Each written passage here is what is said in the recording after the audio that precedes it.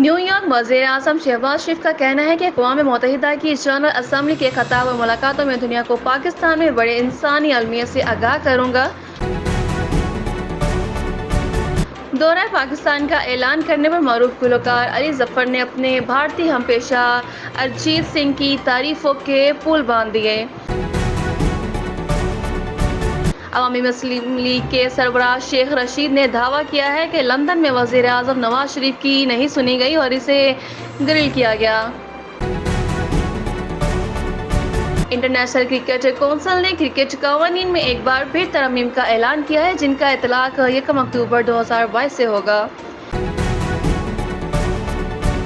Karachi M Q M Pakistan نے بجلی کے بلوں میں کے ایم سی کا ٹیکس کا معاملہ وزیر اعظم کے سامنے اٹھانے کا اعلان کر دیا۔ سری نگر حریت رہنما عبدالحمید لون مطالبہ کیا ہے کہ وزیر اعظم یو این میں خطاب کے دوران مسئلہ کشمیر کو اجاگر کریں گے۔ کراچی وزیر اعظم داخلہ رانا ثناء اللہ آج وزیر اعظم کا خصوصی پیغام لے کر ایم کیو ایم کے مرکز بہادر آباد جائیں گے۔